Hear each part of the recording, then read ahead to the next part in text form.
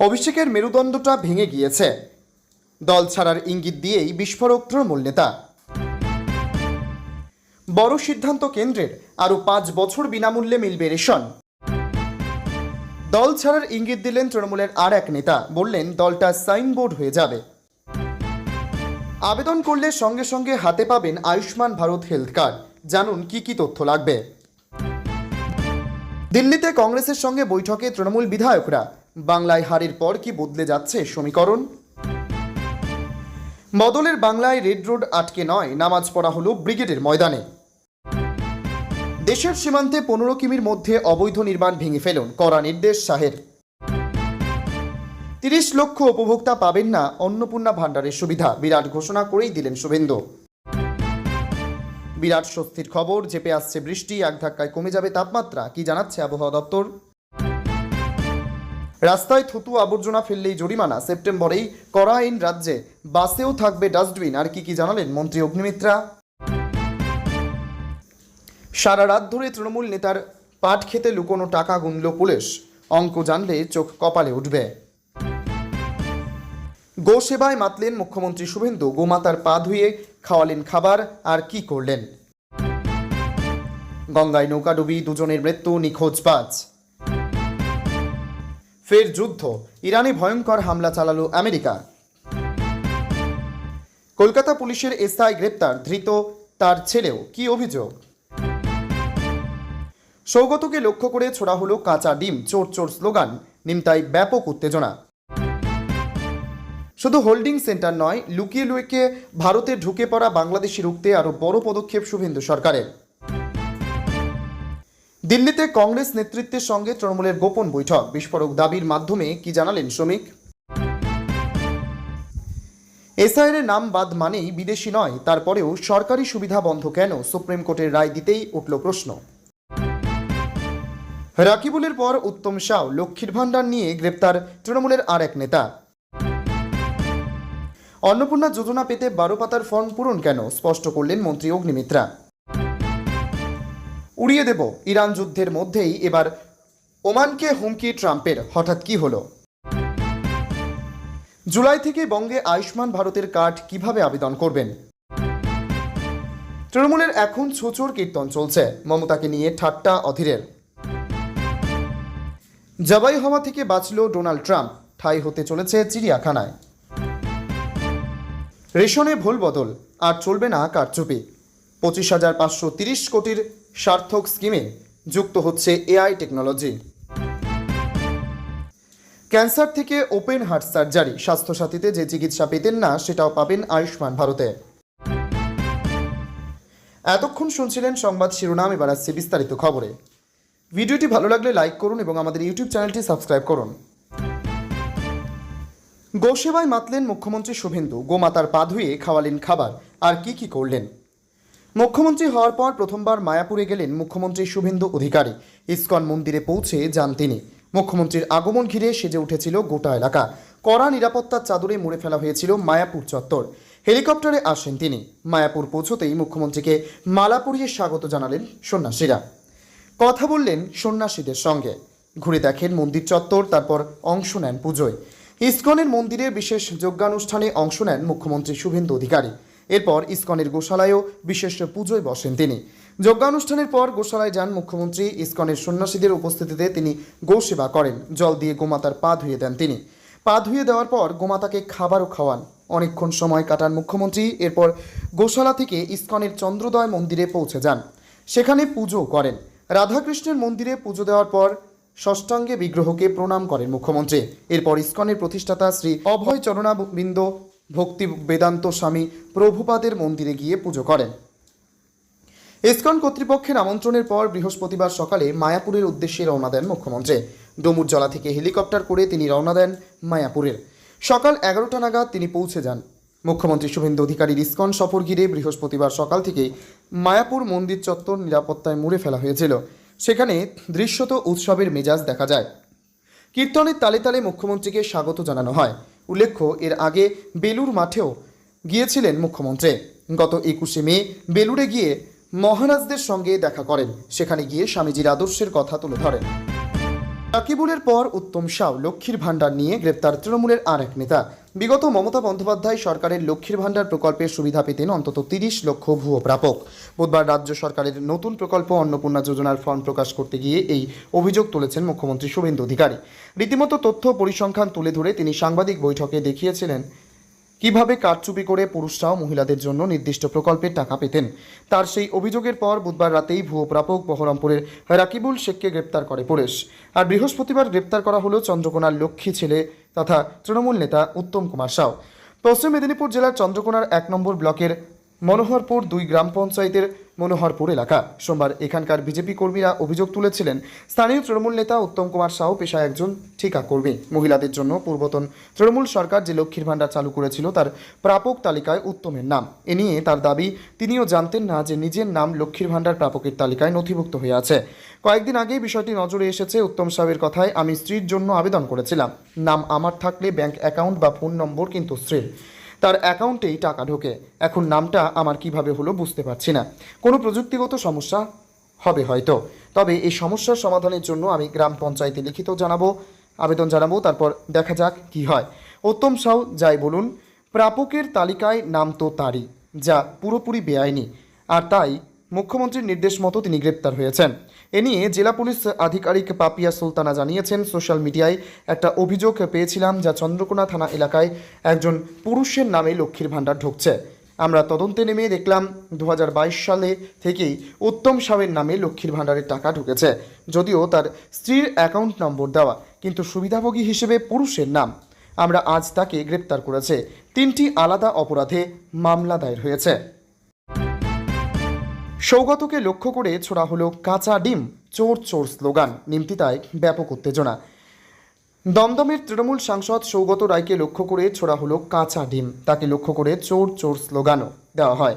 বৃহস্পতিবার এই ঘটনাকে কেন্দ্র করে নিমতায় ব্যাপক উত্তেজনা। বিজেপি কর্মী সমর্থকরা এই কাজ করেছে বলেই অভিযোগ। যদিও গেরুয়া শিবিরের দাবি, সাধারণ মানুষ চুরি দুর্নীতিতে বিরক্ত হয়ে বিক্ষোভ দেখিয়েছে, এর সঙ্গে রাজনীতির কোনো যোগ নেই। সৌগত রায় বলেন, বুধবার 5 জন তৃণমূল কাউন্সিলরের বাড়িতে হামলা হয়েছে, সেই অভিযোগ জানাতে থানায় যায়। থানা থেকে বেরোনোর সময় চোর বলছে, আমি বললাম কাকে চোর বলছো, অসভ্যতা করছে, চিৎকার করছে। আসলে বিজেপির কোনো নিয়ন্ত্রণ নেই।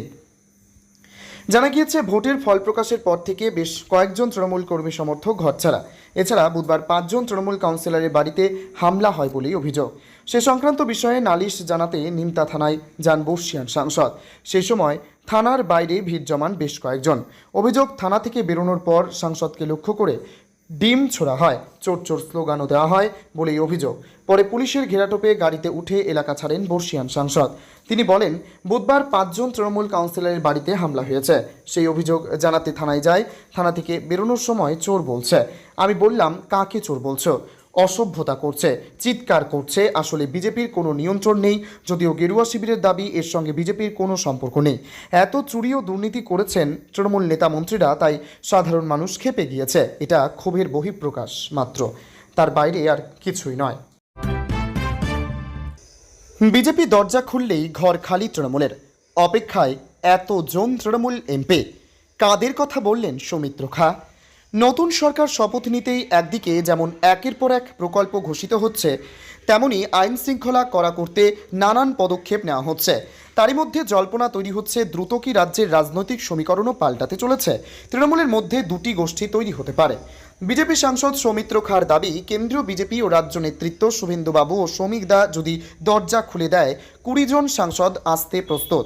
অর্থাৎ বিজেপি দরজা খুললেই তৃণমূলের 20 জন সাংসদ পা বাড়িয়েই আছেন আসার জন্য।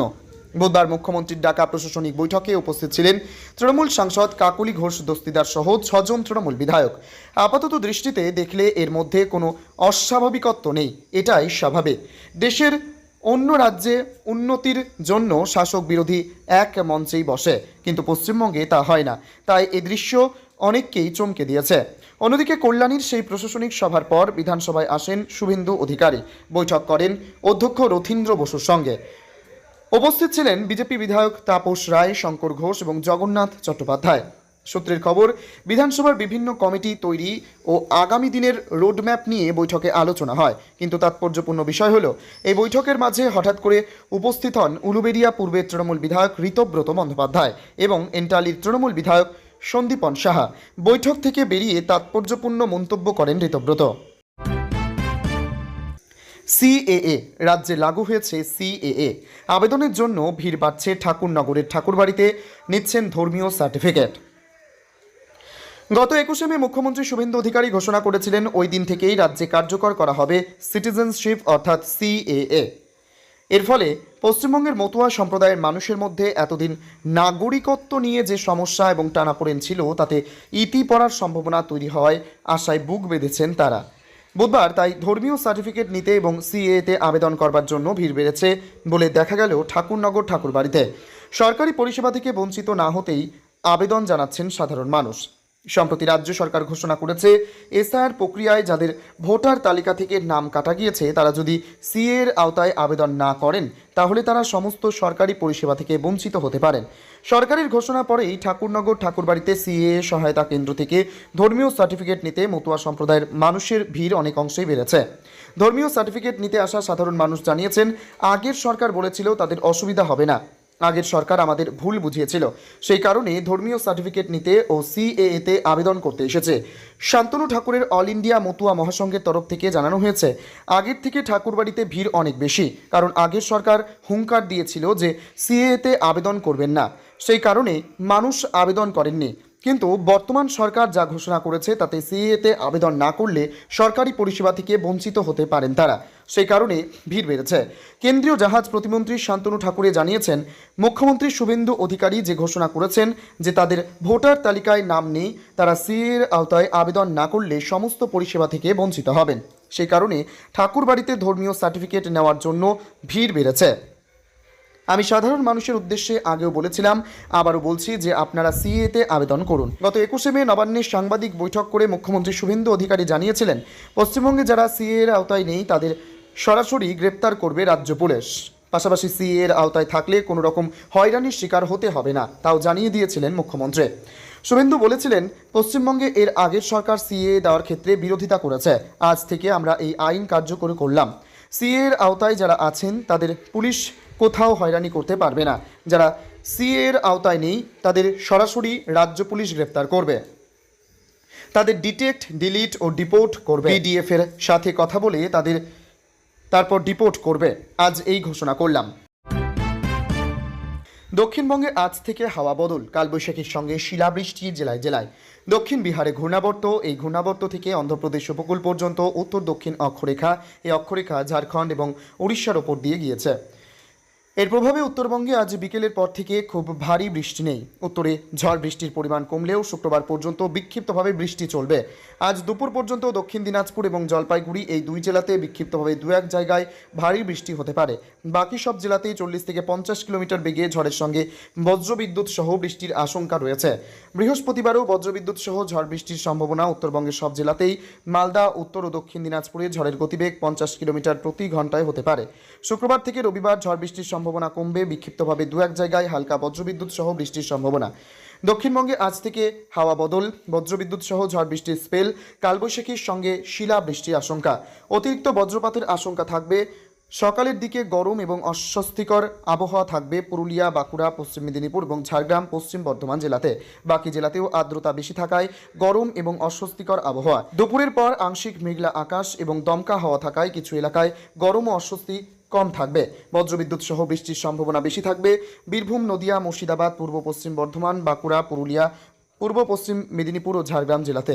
বৃহস্পতি এবং শুক্রবার দক্ষিণবঙ্গের সব জেলাতেই ঝড় বৃষ্টির দাপট, কালবৈশাখীর সম্ভাবনা থাকবে বীরভূম, মুর্শিদাবাদ, ঝাড়গ্রাম, পশ্চিম মেদিনীপুর, পুরুলিয়া, বাঁকুড়া, পশ্চিম বর্ধমান জেলাতে। হুগলি, পূর্ব পশ্চিম বর্ধমান, বাঁকুড়া, পশ্চিম মেদিনীপুর জেলাতে। দক্ষিণ 24 পরগনা, কলকাতা, ঝাড়গ্রাম, পূর্ব ও পশ্চিম মেদিনীপুর, বাঁকুড়া জেলাতেও সম্ভাবনা থাকবে। শনিবার 30শে মে বিক্ষিপ্তভাবে ঝড় বৃষ্টির সম্ভাবনা, রবিবার থেকে ঝড় বৃষ্টির সম্ভাবনা কমবে। মুখ্যমন্ত্রী পদ যেতেই বাড়িতে হাজির হলো ইডি, ভোর থেকে চলছে তল্লাশি। মুখ্যমন্ত্রী পদ যেতেই ইডির নজরে কেরলের প্রাক্তন মুখ্যমন্ত্রী পিনারাই বিজয়নের বাড়িতে সাত সকালে হাজির এনফোর্সমেন্ট ডিরেক্টরেট, চলছে তল্লাশি। কি অভিযোগ কেরলের সদ্য প্রাক্তন মুখ্যমন্ত্রীর বিরুদ্ধে? বুধবার সকালে কেরলের 10টি জায়গায় একযোগে হানা দেয় ইডি। তার মধ্যে পিনারাই বিজয়নের বাড়িও রয়েছে। জানা গিয়েছে, কোচি মিনারেলস অ্যান্ড রুটাইল লিমিটেডের দুর্নীতি মামলায় তল্লাশি চালাচ্ছে ইডি। পিনারাই বিজয়নের মেয়ের নাম এই দুর্নীতি মামলায় রয়েছে। সংবাদ সংস্থা এএনআই সূত্রে খবর, পিনারাই বিজয়নের কন্যা টি বিনার নামে রয়েছে Kochi minerals and rutile limited. সেই সংস্থায় আর্থিক তছরূপ ও দুর্নীতি নিয়ে তদন্ত করছে। গতকালই কেরল হাইকোর্ট সিএমআরএল মামলায় ইডির তদন্ত বাতিল করতে অস্বীকার করে। কেরলের এই কোম্পানি সিনথেটিক, রুটাইল ও ইন্ডাস্ট্রিয়াল কেমিক্যাল তৈরি করে। দীর্ঘদিন ধরে ঘুষ নেওয়া ও আর্থিক তছরূপের অভিযোগ রয়েছে এই বিজয়নের কন্যার বিরুদ্ধে। এক্সেল সলিউশন নামক একটি সংস্থা সিএমআরএল এর কাছ থেকে 1.72 কোটি টাকা পেয়েছিল 2017 সাল থেকে 2020 সালের মধ্যে। এর বিনিময়ে কোনো পরিষেবাই দেয়নি। পিনারাই বিজয়নের নাম এই মামলায় সরাসরি না জড়ালেও ভোটের আগে যথেষ্ট অস্বস্তিতে পড়তে হয়েছিল বিজয়নকে।